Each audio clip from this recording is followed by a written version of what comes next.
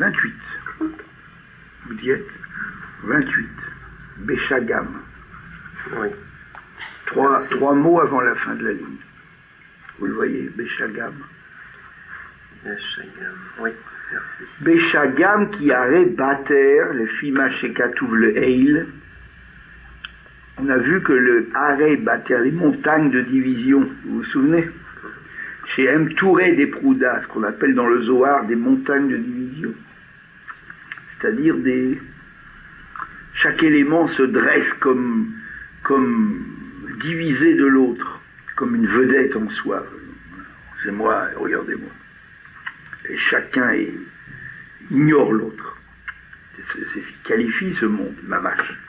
Anikraim, Harim, Gavnunim, on les appelle même dans le psaume 66, 68, Harim, Gavnunim, des montagnes orgueilleuses. C'est d'ailleurs là l'origine d'une des 8 raisons pour lesquelles on mange un plat à base de fromage à Shavuot. Une des 8 raisons, c'est que les montagnes qui se disputaient l'honneur de recevoir la Torah étaient appelées Harim Gavnunim. Gavnun, ça veut dire montrer un dos droit, comme ça, ne pas plier la tête. Et ça vient de Gav, dire le dos. Et en fait, ça a donné le mot Gevina, ça veut dire du fromage. Parce que le fromage aussi, c'est une solidification du lait. Comme on dit, le lait sous l'impact de la présure va se solidifier. Autrement dit, au lieu d'être fluide comme tous les liquides, va au contraire présenter un caractère désormais solide. Et il y a cette idée-là de se prendre pour quelqu'un d'important. Et donc les montagnes sont en fait les vedettes, les vedettes de ce monde. Les philosophes, les personnages importants, voilà. Mais c'est normal, attention, on n'est pas en train de cribler de nos flèches certains de nos semblables. Nous sommes concernés, nous-mêmes, lorsque nous sommes fiers de nous-mêmes parce que nous avons réussi quelque chose, nous sentons à cette minute-là une onde de satisfaction de parcourir, et à cette minute-là, nous sommes séparés de Dieu. Nous sommes quelqu'un, fini. Il n'entre pas là où l'individu est plein de lui-même. Donc ça, ce sont ce qu'on appelle des harim gavnim. Arehem le mata arbe bemadriga mi bechinat ou matrigat arsinai. Ces montagnes sont infiniment plus basses en niveau que le mont Sinaï. Non pas en altitude, hein, c'est évident. Le mont Sinaï est une humble colline. Ce n'est pas une montagne élevée. La chaîne du Sinaï n'est pas très élevée. Je ne sais pas combien elle peut mesurer, 900 mètres au maximum. À Jérusalem même, il y a déjà des endroits qui sont plus hauts, dans la ville même. Vous connaissez Beit Vegan. Oui. Alors Beit Vegan, c'est le point le plus haut de Jérusalem. Et le mont Sinaï n'est certainement pas plus haut par rapport au niveau de la mer. Bon, mais malgré tout, quand on dit que les autres montagnes ne sont pas aussi hautes, ça veut dire que les autres montagnes, moralement, spirituellement, représentent des éléments... alors que le mont Sinaï, finalement, il a acquis ses lettres de noblesse par son humilité. Il aurait été peut-être plus logique de faire dans un creux, dans un ravin. C'est qu'en réalité, oui, le rabbi pose la même question que toi. Oui. Il dit, normalement, il aurait dit, puisque c'est l'humilité qui est mise en valeur, pourquoi n'a-t-il pas donné la Torah dans un précipice, dans un ravin? Il dit qu'en réalité, il faut être une montagne. Il faut avoir sa fierté, il faut avoir son honneur, il faut avoir le sens des valeurs, il faut avoir quelque chose mais de manière modérée, savoir se tenir. Toute la grande force d'un être humain, c'est d'être à la fois une montagne et une montagne d'humilité. Une crevasse, c'est pas difficile, il suffit de jeter toutes les qualités humaines et morales, de devenir un trou sur le plan moral. C'est pas ça qui est recherché. La Torah n'est pas donnée chez ceux qui sont des ruines.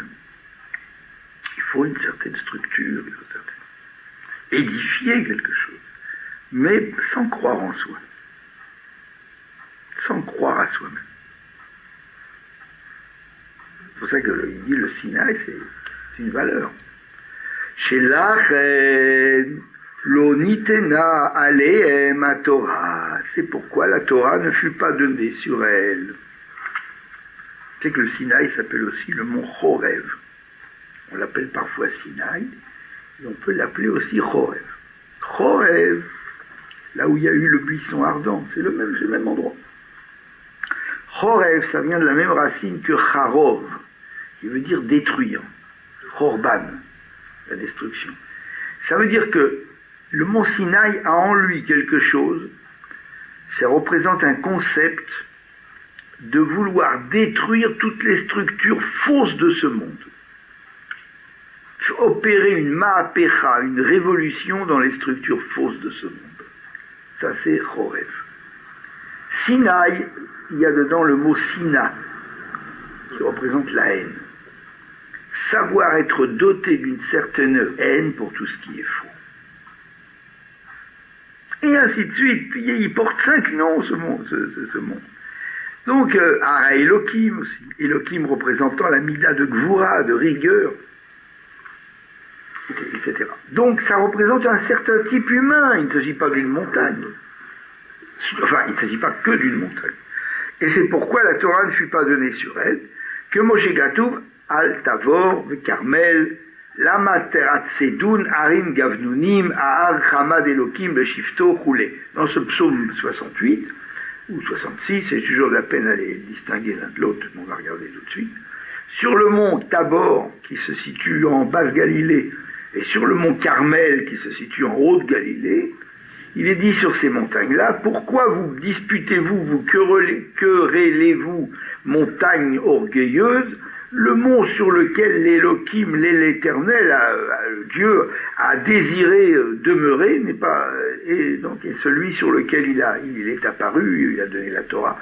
Donc vous voyez, on parle ici d'autres facteurs de montagnes, mais des montagnes qui contiennent une attitude erronée, pécheresse.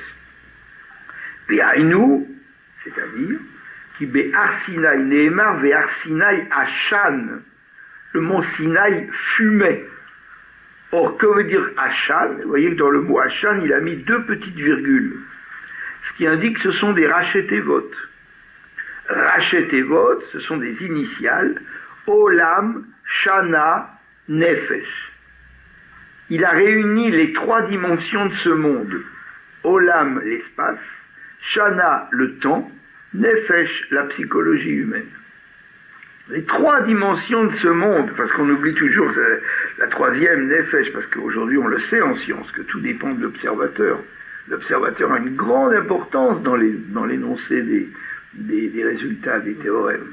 C'est que tout dépend de l'observateur humain. Si l'observateur voit les choses ainsi ou autrement, ça peut influencer grandement la véracité des résultats, la fiabilité des résultats. Donc les 3 dimensions qui sont là, espace, temps et psychologie humaine, qui sont intimement liées toutes les 3, elles sont relatives l'une à l'autre, ça fait le mot Ashan. Le mont Sinaï fumait. Le mont Sinaï est la réunion, le collecte, la réunion des 3 dimensions relatives de ce monde. Chez Nichlalu Biprinat Bitul et Lavid Barer, ces 3 dimensions sont arrivées au point de Bitul, au point d'annulation, au point où elles sont devenues muettes devant la parole de Dieu. Il y a un point où elles sont muettes devant la parole de Dieu. Et c'est ce point-là qui s'appelle Sinaï.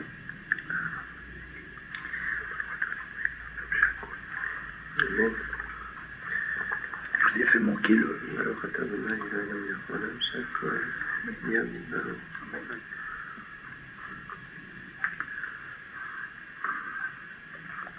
Et ce Hachan, on le retrouve à Yom Kippour. S'il va le dire ou pas le dire, je ne crois pas qu'il va le dire ici. On le retrouve à Yom Kippour dans le nuage d'encens à travers lequel le Kohen Gadol entre dans le Saint des Saints. Il n'entre pas comme ça dans une atmosphère limpide, mais il entre avec un encensoir qui produit une fumée blanche épaisse. Et environné de cette fumée, il entre dans le Saint des Saints. Alors, le Hachan qui est là-bas, c'est effectivement, il emmène avec lui les trois dimensions de ce monde pour comparaître devant le Saint des Saints, pour opérer cette réunion dont nous parlons. Zeu Davka mi Bechinat Har Sinai, et c'est cela qui qualifie la dimension du mont Sinaï. Ma she'en ken Bechinat Harim Gavnunim she'en Bechinat Leta'ava Yevakesh Nifrad. Les autres montagnes, appelées montagnes orgueilleuses, sont qualifiées par le verset des prophètes, de Michelet, des proverbes, les Ta'ava Yevakesh Nifrad. C'est pour son désir qu'il demande à être isolé. L'orgueilleux demande à être isolé pour mieux assouvir son désir, que ce soit le désir, un désir passager, où il est plus confortable d'être isolé, ou que ce soit simplement le désir de puissance. Le fait d'être isolé procure une grande... Isolé, ça veut dire par là indépendant, autonome. Ça procure une grande jouissance. Je règne. Je règne.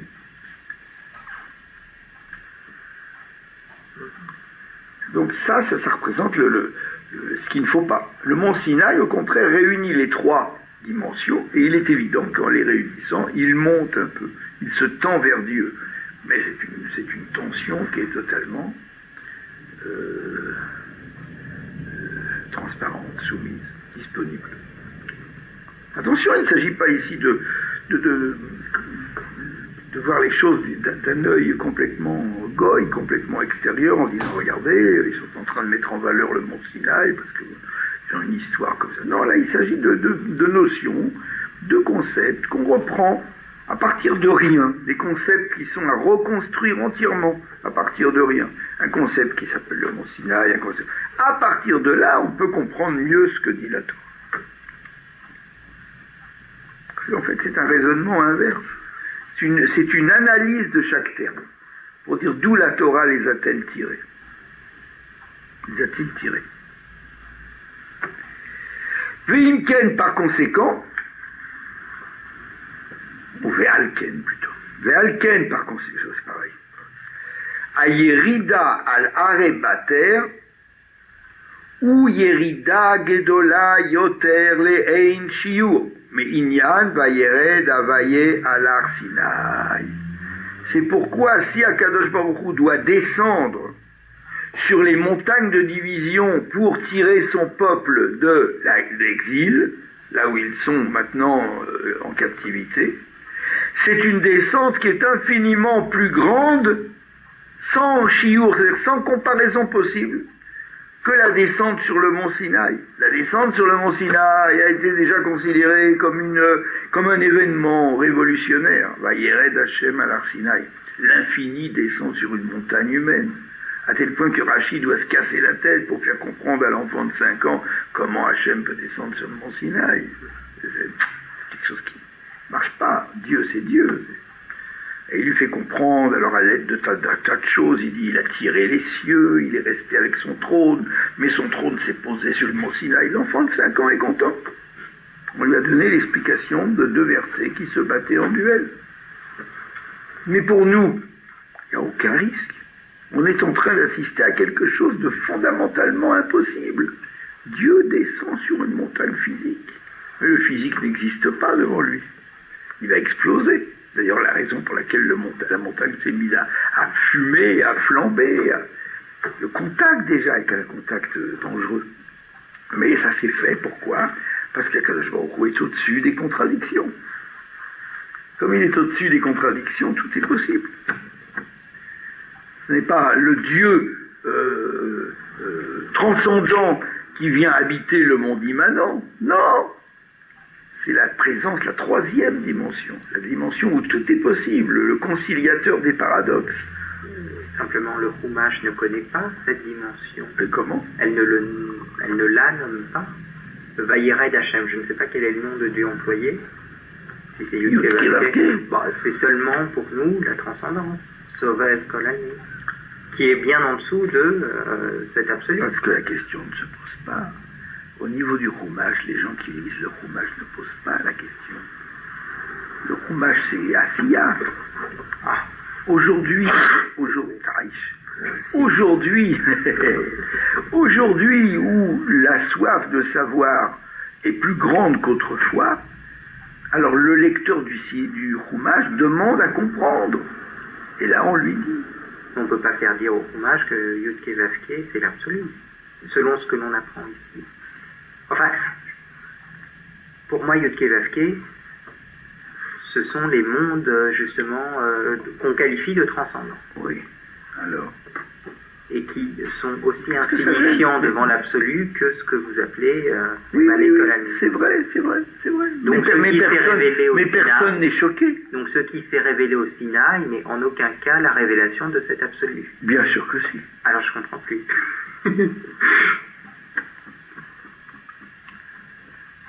Le Chumash solidifie tous les secrets qui sont en devenir là-haut, les secrets comme ceux que nous sommes en train d'apprendre, et qui s'élaborent à un point élevé, comme ce que la Chassidoute nous donne.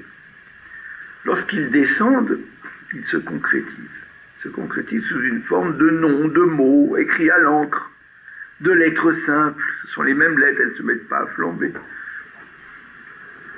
Moi, j'espère ne pas passer à côté de ta question. Dans le Chumash, tu as ça. Tu as le niveau des otiot, des lettres. Au niveau des lettres, la clé ne t'est pas donnée. Alors quelqu'un va poser la question, Baruch Hashem, c'est parce qu'il a suivi des cours de Chassidut. Autrement, il ne pose pas la question. Pour les gens, c'est très bien. L'enfant de 5 ans, il ne va même pas aussi loin. Il va dire, comment c'est possible? Alors Rachid lui dit, voilà, il a incliné son trône, il l'a tiré comme un drap de lit.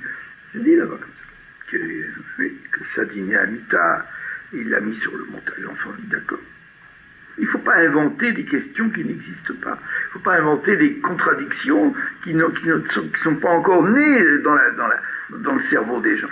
Nous, oui, nous avons ce problème-là. Alors, la Chassidoute vient et te donne la réponse.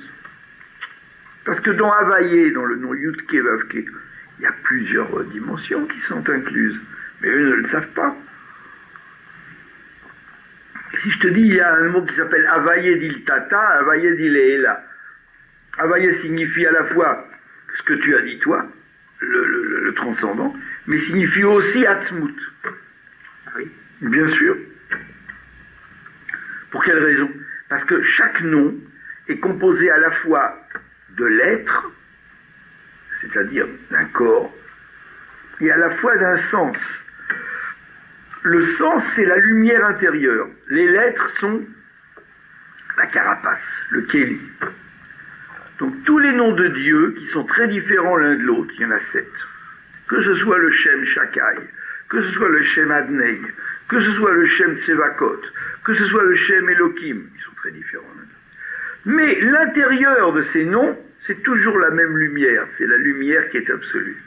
Elle voyage à travers le kéli, et le kéli n'est pas le même. Comme les pierres, les perles, les pierres de couleur, une est violette, une est verte, une est jaune, mais en fait, c'est la même lumière qui voyage au centre. Et la lumière est blanche. Seulement, elle se voit différemment selon le verre. Or, le nom d'Havaïe, qui est un des 7 noms, est celui chez qui la lumière intérieure et le vert coloré proviennent de la même source. Seulement, le vert coloré, c'est le Havaïe transcendant, c'est la présence de Dieu au niveau transcendant. Et la lumière, c'est la même que celle chez tous les... Seulement là, il n'y a pas de contradiction. Là, c'est en même temps Havaïe à l'intérieur et Havaïe à l'extérieur. L'Havaïe à l'intérieur, c'est l'absolu, le même que chez tous les autres. Et l'Havaïe extérieur, c'est le transcendant. Donc quand on lit dans le Chumash Vayered Hashem à l'Arsinaï, il n'y a pas de problème. Chez celui pour qui il n'y a pas de problème, pourquoi on va en susciter un? Et celui pour qui il y en a un, on va lui répondre. Vayered Hashem à l'Arsinaï. Et ça, c'est une descente qui n'est pas si prodigieuse que ça. Parce qu'elle est encore pire, et c'est la nouveauté de ce texte que nous étudions, elle est encore pire quand il doit descendre dans les régimes de Galout. Parce que le mont Sinaï, c'est pas si mal finalement. C'est la noblesse de ce monde. Velachen Be'ar Sinaï Nehemar qui tirkav al susecha. Dans le Teilim, c'est écrit qui tirkav al susecha markevotecha. C'est pas dans le Teilim. C'est dans Habakkuk. Dans Habakkuk, chapitre 3, chapitre 2, voilà. Il y a là-bas la tirade que le prophète Habakkuk prononce, c'est-à-dire on le dit en Haftara,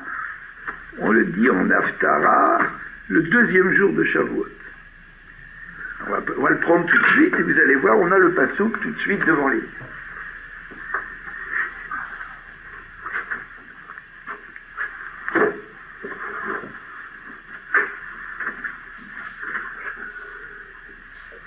Alors, est-ce qu'on a ici... Ah non, on n'a pas ici les haftarot des jours de Shavuot. C'est vrai. On en a un ici. On a un livre ici pour ça.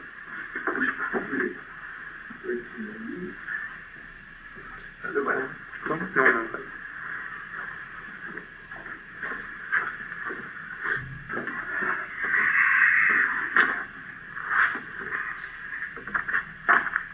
Pessah, Shavuot. Voilà. Ça, c'est le premier jour de Shavuot. Et ça, c'est le deuxième jour de Shavuot. Alors, on va tout... Avec l'aide de Dieu, on va essayer de le trouver. Sinon, eh ben, c'est pas grave, on aura parlé pour rien. Voilà, je l'ai. Voilà. Alors, Anive Harim Hara Hashem, Imba Neharim Apecha, Imba Yam Evratecha, qui tirkav al susecha, markevotecha Yeshua. Et voilà comment la Bible le traduit. Donc nous avons ici, c'est le passouk Chet. C'est ça, c'est bien Habakkuk 2. Bon, donc passouk Chet dans Habakkuk 2.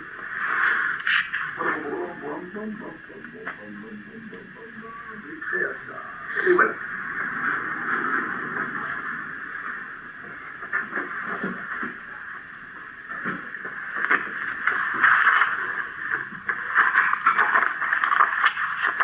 Voilà Habakkuk Aleph et voilà Habakkuk Bet.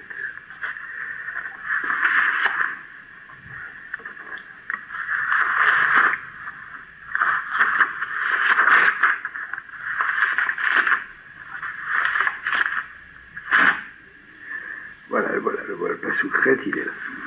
Alors voilà ce que ça donne, si vous voulez bien.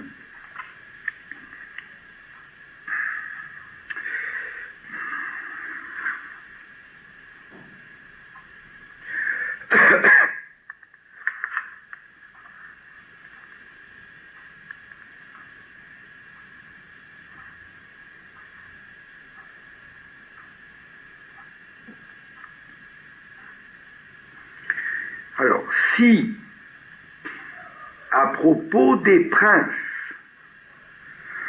dont les armées sont aussi puissantes que des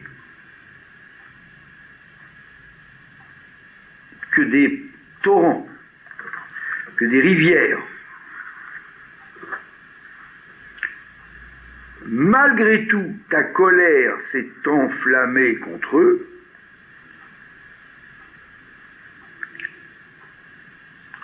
si sur des puissants comme ça,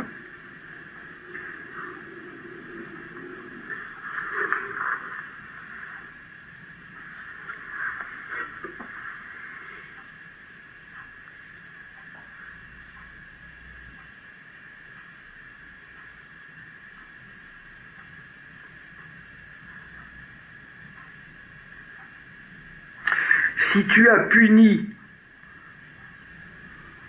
Imbayam Evratera, si tu as puni ceux qui ont provoqué des mers de sang, des océans de sang,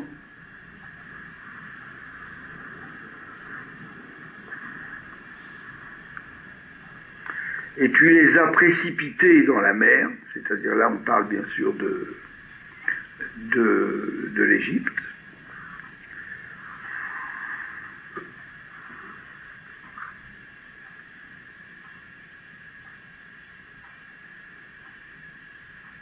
et que tu as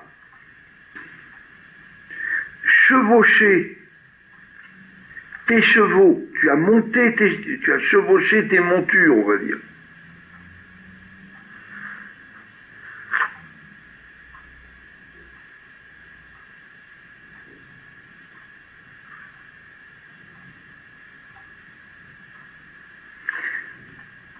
Tu as chevauché tes montures et tes voitures, tes chars ont été une délivrance pour nous. Donc là, il est en train de dire quoi? Le prophète Habakkuk, c'est au milieu d'un raisonnement, c'est pour ça qu'on ne comprend pas bien le fil, le déroulement. Alors il continue et il dit, ça va nous aider à comprendre, dévoile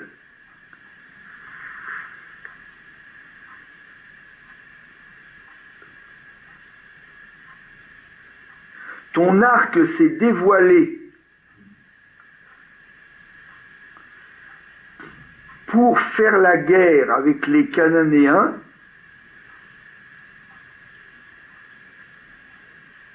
avec lesquels nous étions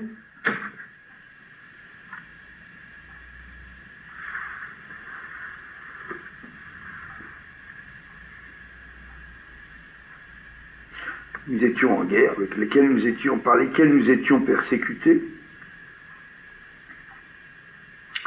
sur la base des serments que tu as